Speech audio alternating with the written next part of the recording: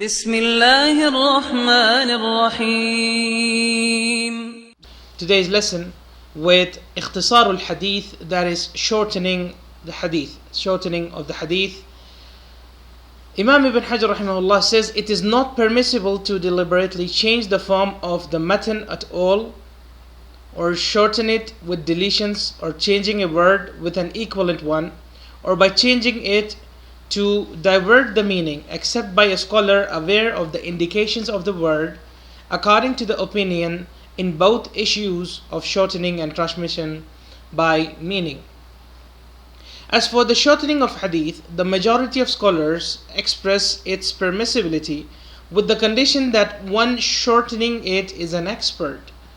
This is because the expert will not omit except that which has no link with the remaining text, and he will do it in such a way that the indicated meaning will not differ and the explanation will not suffer from shortcomings, to the extent that the included and the excluded will be like two independent reports, or that which is included will at least indicate that which is excluded.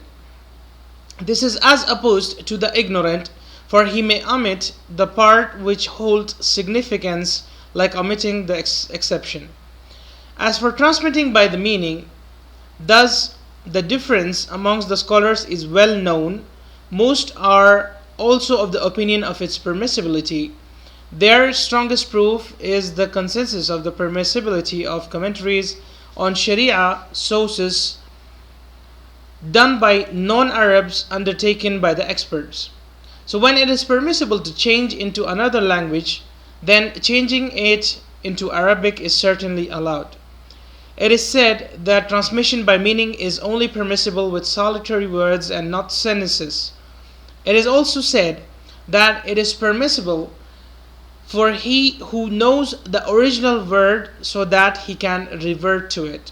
Additionally, it is said that it is only permissible for he who has memorized the hadith but then he forgets it and the meaning still remains firm in his mind. Thus, for him it is permissible to narrate by meaning in order to explain a ruling, as opposed to someone who knows the hadith by its wording. Everything here that has been mentioned concerns the permissibility and impermissibility of it. However, there is no doubt that it is preferred that the hadith is reported with its exact words without change.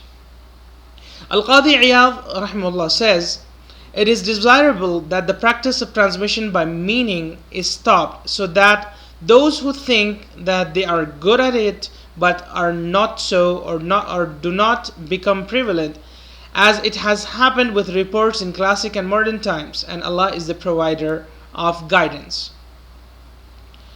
Commenting on this piece of information that Imam Ibn Hajar have mentioned or given here in his book An-Nuzha, Imam Ibn Hajar refers to two important issues: shortening of hadith, that is Ikhtisaar al-Hadith, and transmission by meaning, or riwayah bil ma'na.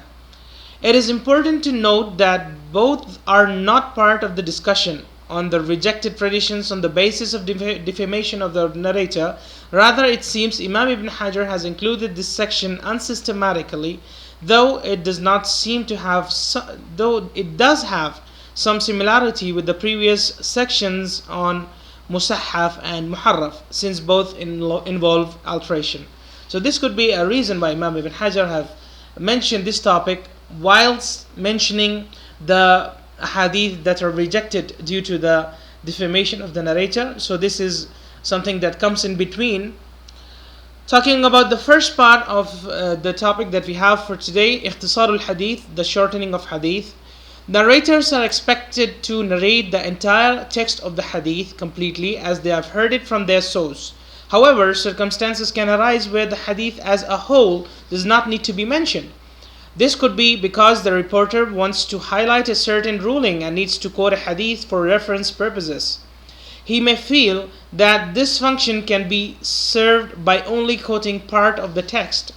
The shortening method has been employed by the classical scholars like Imam al-Bukhari frequently mentioned only part of the hadith as the subheading to his compilation. However, allowing the practice in general could open the gate to the mass distortion of hadith. As Ibn Hajar highlights, an unskilled reporter could leave out critical parts of the text which would then divert the listener from the hadith's true meaning.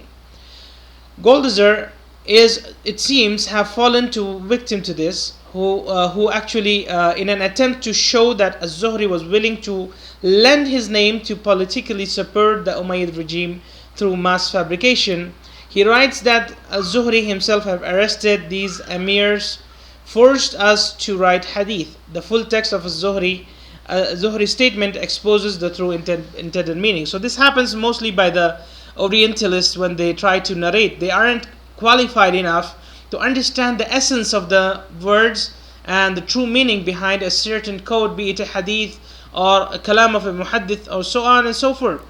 So this is which happens most often by the Orientalists when they happen to quote the text of the scholars or be it the text from the hadith of the Prophet ﷺ.